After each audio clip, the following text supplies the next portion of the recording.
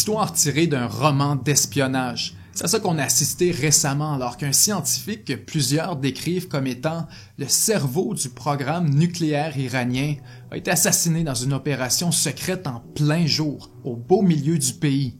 La nouvelle est tombée comme une bombe et immédiatement l'Iran a accusé son ennemi mortel, Israël, d'être responsable de l'attaque. Aujourd'hui, on vous propose de revisiter les jours et les heures qui ont précédé l'opération pour comprendre l'ampleur de ce qui vient de se produire. On est le soir du 22 novembre 2020. Le secrétaire d'État des États-Unis, Mike Pompeo, doit officiellement se rendre en Arabie Saoudite pour rencontrer le prince héritier du royaume et l'allié des États-Unis, Mohammed bin Salman. Jusque-là, il n'y a rien de surprenant. Or, au beau milieu de la nuit, entre le 21 et le 22, des amateurs d'aviation remarquent quelque chose d'anormal sur leurs écrans. Un vol entre Israël et l'Arabie Saoudite.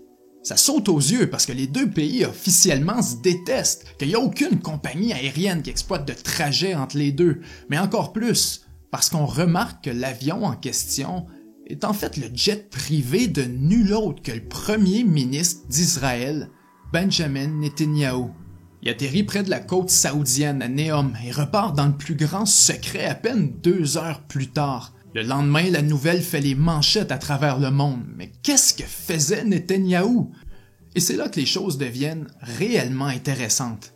On apprend que Netanyahou est allé rejoindre Mike Pompeo et le prince héritier Mohammed bin Salman, MBS, pour une réunion des plus improbables. C'est important de le rappeler, ce serait la première rencontre de l'histoire entre des représentants de haut niveau d'Israël et de l'Arabie Saoudite.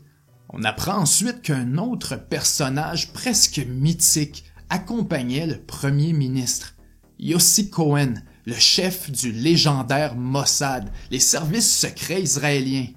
Mais pourquoi?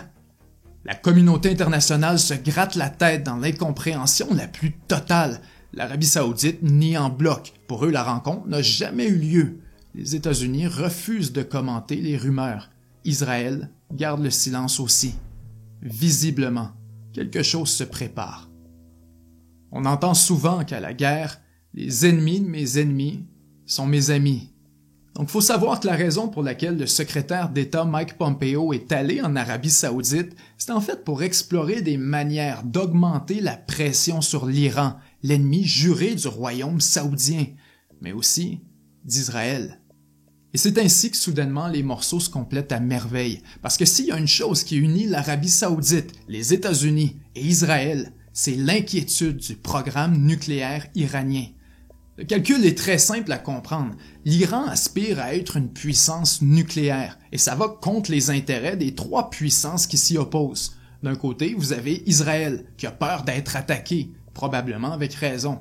De l'autre, vous avez l'Arabie Saoudite, qui n'a pas de sympathie particulière pour Israël, tout le contraire, mais qui est engagée dans une lutte sans merci avec l'Iran pour la domination de la région. Si le régime iranien obtient l'arme nucléaire, il devient intouchable et ça place une épée de Damoclès formidable au-dessus de l'Arabie Saoudite. Dans la partie d'échecs que se livrent les deux depuis des années, ce serait échec et mat. Et c'est là que les États-Unis entrent en jeu. Les Américains considèrent que la domination du Moyen-Orient par un seul pays serait une catastrophe stratégique. Ils veulent maintenir un certain équilibre entre l'Arabie Saoudite et l'Iran, ce qui permet de fractionner tous les pays environnants et d'empêcher l'émergence d'une superpuissance musulmane. C'est la fameuse realpolitik, développée pendant la guerre froide pour ralentir la montée du communisme. Avec tout ça, ce qu'on comprend maintenant, c'est que dans la nuit du 21 novembre à Neom, même si tout le monde a différentes motivations, l'intérêt est le même. Tuer dans l'œuf le programme nucléaire iranien, coûte que coûte. Le matin du 27 novembre, 5 jours plus tard, Mohsen Fakhrizadeh, un physicien nucléaire à la tête de l'Organisation de recherche et développement du ministère de la Défense de l'Iran, est assassiné. Immédiatement, l'Iran lui donne le statut de martyr et pointe du doigt Israël, qu'elle accuse de terrorisme. Mais personne ne réclame l'assassinat. Même si l'Iran est convaincu que c'est le Mossad, en examinant la scène, Il va y avoir aucune preuve concrète. Personne n'est capturé. Il n'y a pas de témoin direct. Et ça a lieu en plein jour, à quelques kilomètres de la capitale. Si c'est vraiment le Mossad, c'est un coup parfait, sans faute, mais d'une audace qui frôle l'arrogance.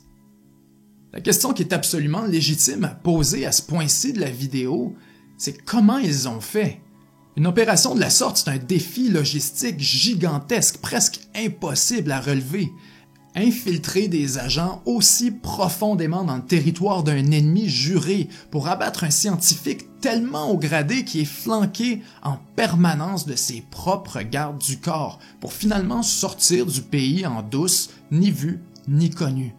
C'est digne de James Bond. Mais justement, c'est beaucoup trop compliqué et c'est pas comme ça que ça s'est passé. En fait, il a fallu quelques heures seulement pour que l'information commence à couler dans la presse internationale. Aucun agent du Mossad n'a eu besoin de mettre le pied en Iran. Plutôt, pour la première fois, Israël aurait fait appel à un système de camions mitrailleurs entièrement robotisés et contrôlés par satellite. Ce genre de mitrailleuse est normalement stationnaire et utilisé par Israël le long de sa frontière avec la Palestine, mais il suffit de l'adapter pour l'installer dans un camion et soudainement, vous avez une arme téléguidée fantastique qui peut tirer à distance en prenant un minimum de risque pour la vie humaine, puisque vous la contrôlez depuis le confort de vos frontières. Pour les services secrets du monde entier, la nouvelle est un coup de tonnerre. Israël aurait ouvert la boîte de Pandore, celle qu'on redoute depuis l'arrivée des drones militaires, l'automatisation de la guerre.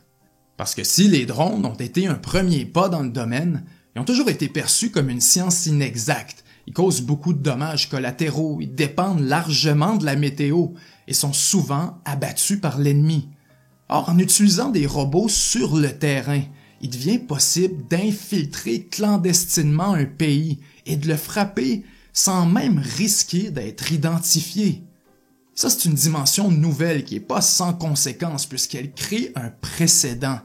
Sans preuve, il est difficile pour les autres de punir ou de condamner le geste d'Israël. Imaginez maintenant le Far West qui vient d'être créé.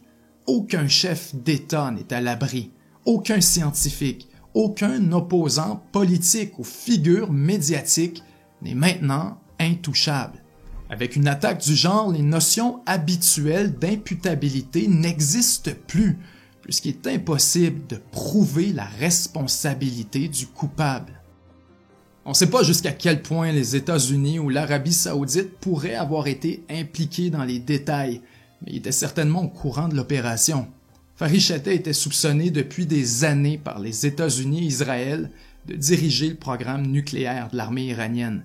Ce à quoi on a assisté, c'est un épisode fascinant de realpolitik où 3 pays ont décidé secrètement, et encore sans même le reconnaître, de frapper un ennemi commun de manière monumentale.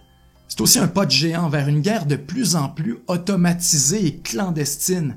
À quelle vitesse les autres puissances mondiales vont adopter le même genre de méthode? Ça reste à voir. Mais une chose est sûre, la partie est loin d'être terminée. C'était Benjamin Tremblay, 7 jours sur Terre. À la semaine prochaine. Si vous croyez que ce qu'on fait est important et que vous voulez nous aider à produire plus de capsules du genre, vous pouvez devenir membre exclusif de 7 jours sur Terre et débloquer une tonne de contenu exclusif, dont une émission entière à chaque semaine où on revient ensemble sur les grands dossiers de l'actualité. Pour devenir membre, c'est très simple, il suffit de se rendre sur notre chaîne YouTube et de cliquer sur le bouton « Rejoindre » ou « Adhérer ». Ça commence à seulement 99 sous par mois et chaque petit coup de main est apprécié.